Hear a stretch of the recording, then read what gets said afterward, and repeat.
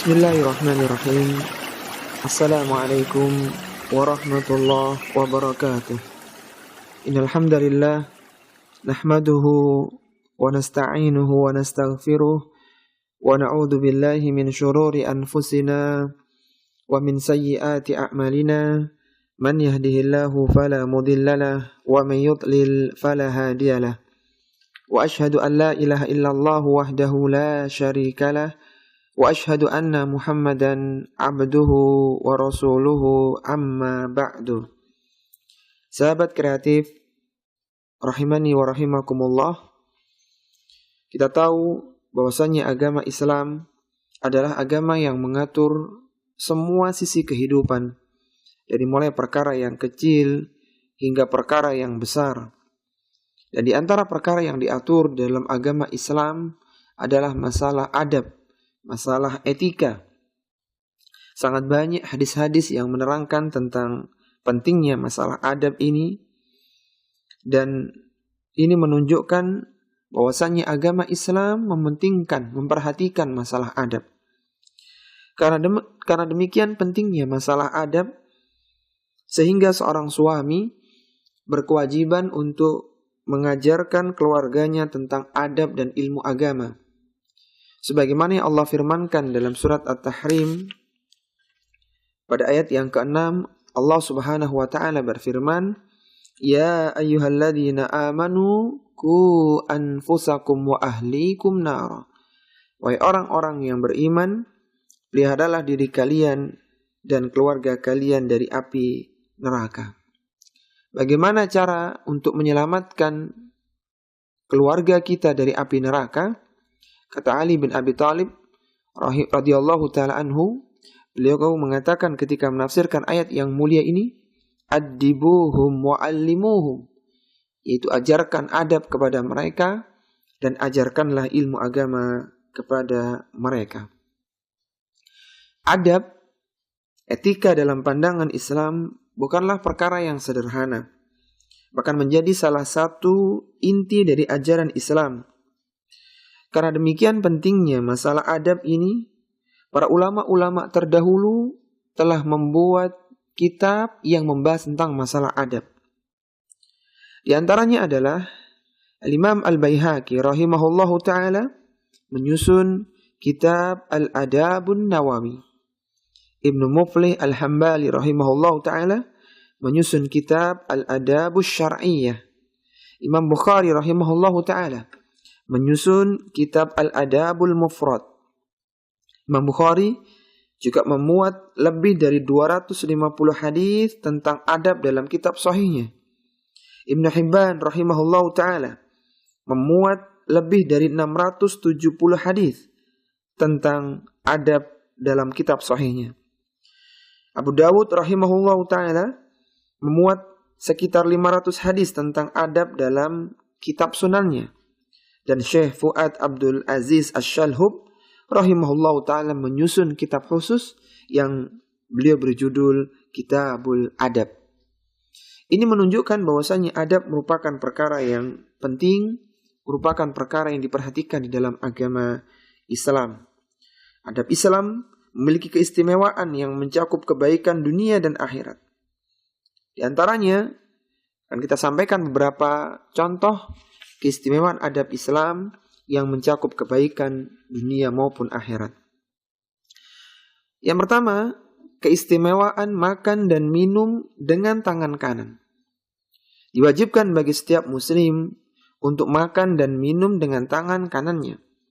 Sebagaimana Rasulullah sallallahu alaihi wasallam bersabda, "Ya ghulam, sammillah wa kul biyaminik wa kul mimma yalik." Wahai anak kecil, sebutlah nama Allah, bacalah basmalah ketika makan, makanlah dengan tangan kananmu dan makanlah yang dekat denganmu. Keistimewaan makan dan minum dengan tangan kanan adalah untuk menyelisihi kebiasaan syaitan. Sebagaimana Rasulullah sallallahu alaihi wasallam menjelaskan, "Idza akala ahadukum falyakul biyaminih wa idza syariba falyashrab biyaminih." Jika salah seorang di antara kalian makan, hendaknya makan dengan tangan kanannya. Dan jika kalian minum, maka hendaknya minum dengan tangan kanannya pula. Kenapa dengan tangan kanan? Kata Nabi SAW, fa inna syaitana ya'kulu bishimali wa yashrabu bishimali. Karena sesungguhnya syaitan itu makan dan minum dengan tangan kirinya. Di samping makan dan minum dengan tangan kanan untuk menyelisih kebiasaan syaitan, makan dengan tangan kanan lebih beradab dan lebih bersih. Karena tangan kiri digunakan untuk membersihkan kemaluan ketika seorang buang hajat, sehingga makan dengan tangan kanan itu tentunya lebih bersih karena tidak digunakan untuk menyentuh sesuatu yang kotor.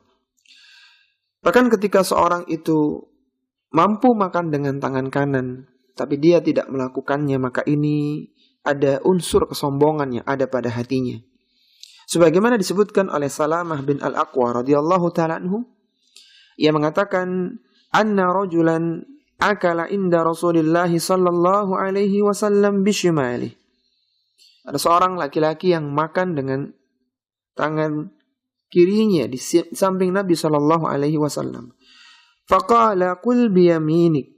Maka Rasulullah memerintahkan kepada orang ini, makanlah dengan tangan kananmu. Qala la astati. Kata orang itu, aku tidak mampu. Qala la istata'ta ma mana'a illa al-kibru. Kata Nabi SAW, engkau bukannya tidak mampu, tapi tidak ada yang menahanmu untuk makan dengan tangan kanan kecuali adalah sikap kesombongan. Qala fama rafa'aha ila fihi. Kata perawi hadis bahwa setelah kejadian itu, ia benar-benar tidak dapat mengangkat tangannya ke mulutnya. Maka kita harus membiasakan makan dengan tangan kanan karena lebih bersih, lebih beradab, dan menunjukkan sikap ketawaduan. Sahabat kreatif dimanapun kalian berada, yang berikutnya adalah keistimewaan makan dengan duduk. Duduk yang terbaik ketika makan adalah seperti duduk di antara dua sujud ketika sholat. Ini yang terbaik. Duduk seperti apapun itu diperbolehkan pada asalnya, tapi yang utama adalah seperti duduk iftirash, duduk di antara dua sujud. Karena itu yang dicontohkan oleh Rasulullah SAW menunjukkan sikap ketawaduan seorang muslim. Sebagaimana diriwayatkan dari Abdullah bin Bushr radhiyallahu taala anhu, ia berkata, "Ahdaitu lin-nabiy sallallahu alaihi wasallam syatan." Aku memberikan hadiah kepada Nabi sallallahu alaihi wasallam daging kambing. Fajatha Rasulullah sallallahu alaihi wasallam ala rukbatayhi ya'kulu. Lalu Nabi sallallahu alaihi wasallam langsung melipat kakinya. Lalu beliau duduk dan kemudian memakan daging kambing tersebut. Faqala al-a'rabi, "Ma hadhil jalzah?" Maka orang Arab Badui bertanya, "Wahai Rasulullah, ini duduk seperti apa seperti ini?" Qala, "Inna Allah ja'alani abdan kariman wa lam yaj'alni jabbaran anidan." Kata Rasulullah sallallahu alaihi wasallam, Allah telah menjadikanku seorang hamba yang mulia dan tidak menjadikanku seorang hamba yang sombong dan angkuh. Menunjukkan ketawaduan ketika seorang makan dengan duduk. Dari sisi medis, dari sisi kesehatan, makan dengan duduk lebih menyehatkan dan tidak mengganggu pencernaan. Karena ketika makan dengan duduk, maka pencernaan lebih baik bekerjanya. Refleksi dari makan dengan duduk itu, maka bisa menjadikan pencernaan menjadi lancar, perjalanan makanan yang dalam pencernaan menjadi lancar. Sehingga ketika demikian, seorang terjaga kesehatannya, bahkan detak jantungnya itu tidak terganggu, dan seterusnya. Ketika seorang makan dengan berdiri, maka bisa menimbulkan gangguan dalam pencernaan, bahkan bisa menjadikan kematian yang mendadak, wal'iyadzubillah. Kemudian sahabat kreatif yang semoga dirahmati oleh Allah Subhanahu wa taala, yang ketiga adalah keistimewaan makan bersama, termasuk perkara yang dicintai oleh Allah Subhanahu wa taala dan dianjurkan oleh Rasulullah sallallahu alaihi wasallam, serta mendatangkan keberkahan adalah makan bersama-sama, tidak makan sendirian. Rasulullah sallallahu alaihi wasallam dahulu biasa makan bersama istrinya untuk memperkuat ikatan kecintaan di antara mereka. Di antara keistimewaan makan bersama ini adalah mendatangkan rasa kenyang. Meskipun makanannya sedikit, tapi ketika dimakan bersama-sama, duduk bersama, maka seorang akan merasakan kenyang, keberkahan dari makanan tersebut. Suatu ketika, salah seorang sahabat bertanya kepada Rasulullah sallallahu alaihi wasallam, "Wahai Rasulullah, sesungguhnya kami makan, akan tapi kami tidak merasa kenyang." Maka Rasulullah sallallahu alaihi wasallam bertanya, "Mungkin kalian makan sendiri-sendiri?" Kata mereka, "Benar wahai Rasulullah." Maka Rasulullah sallallahu alaihi wasallam bersabda, "Ijtami'u ala ta'amikum wadhkuru ismallahi alaihi yubarik lakum fihi."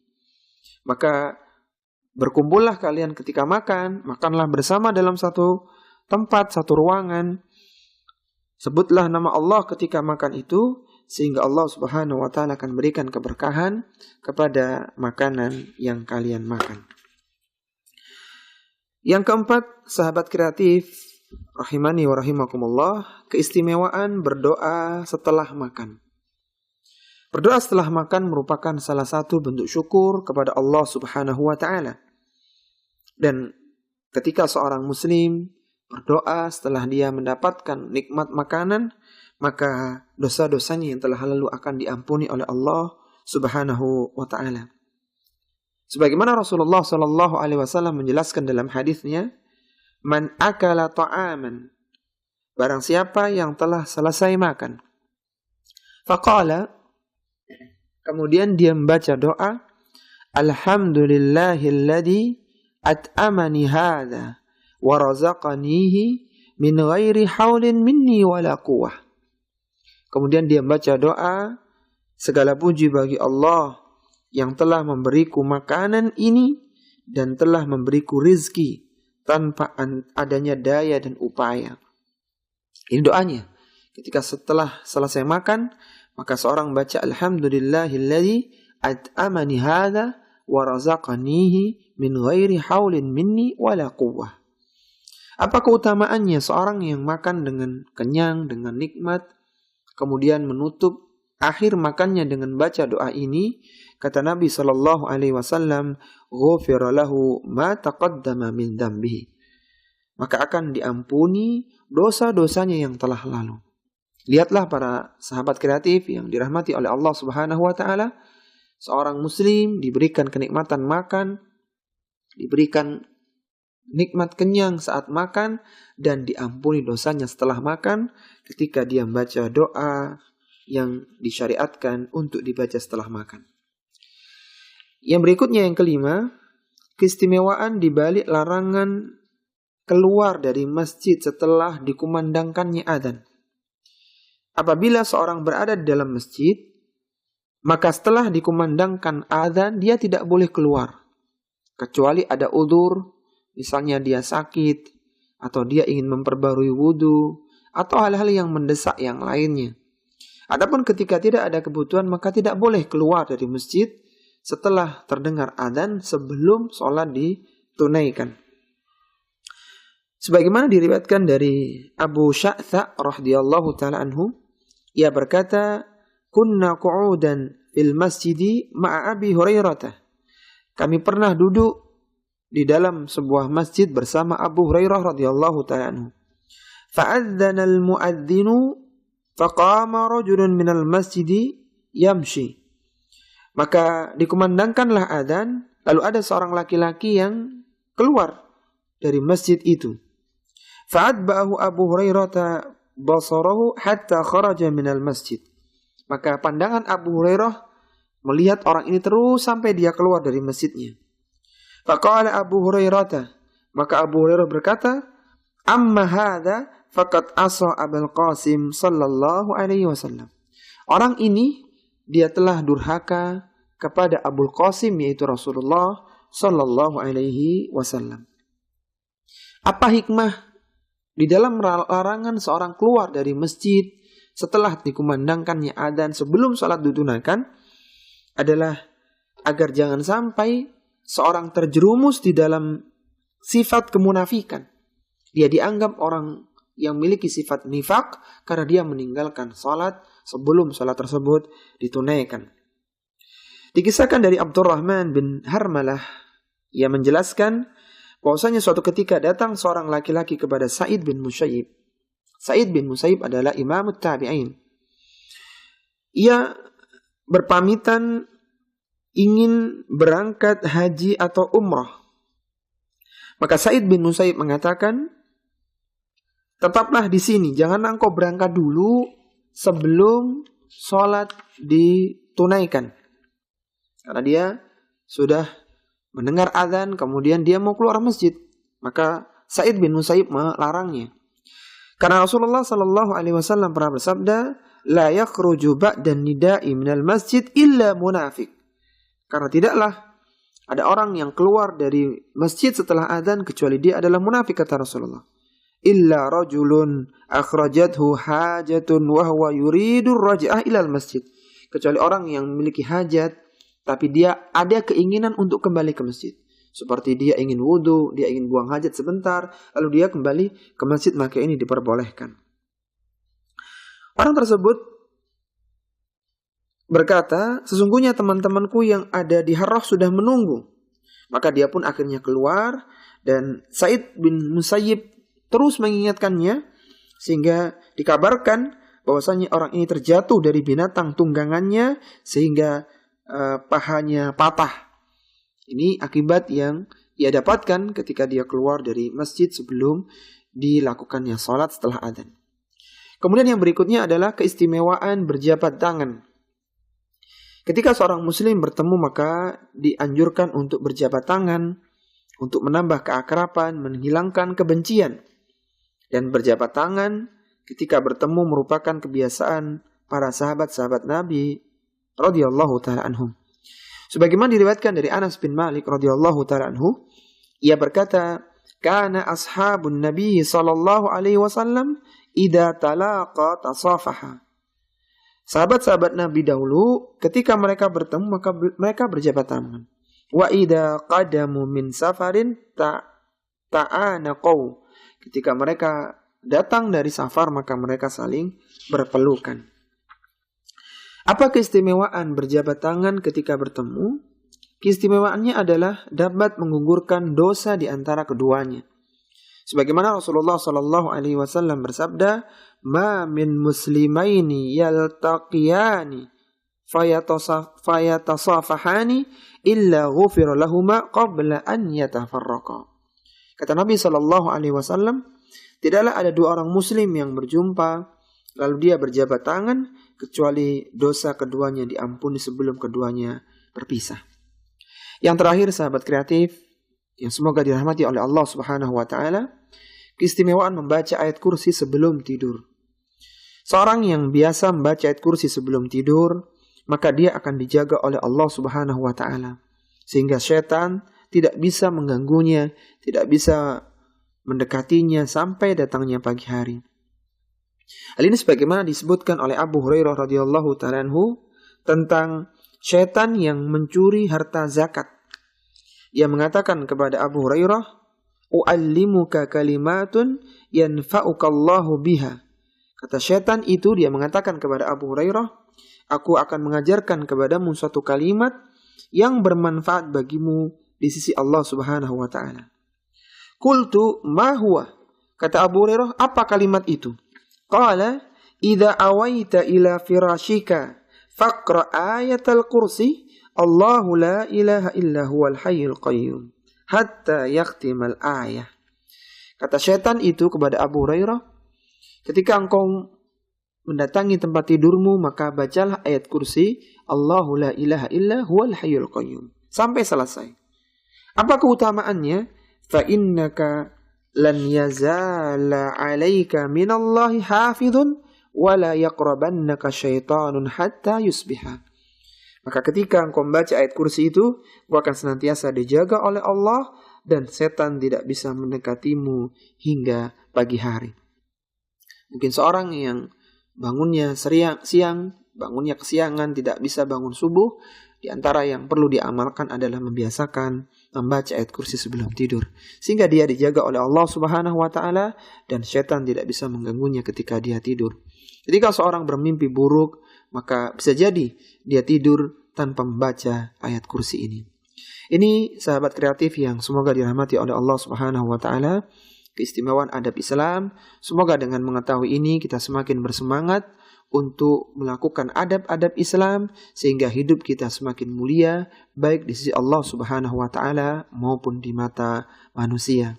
Kita akhiri wasallallahu ala nabiyyina Muhammadin wa ala alihi wa sahbihi wasallam. Subhanakallahumma wa bihamdika asyhadu an la ilaha illa anta astaghfiruka wa atubu ilaik wa akhiru da'wana alhamdulillahi rabbil alamin.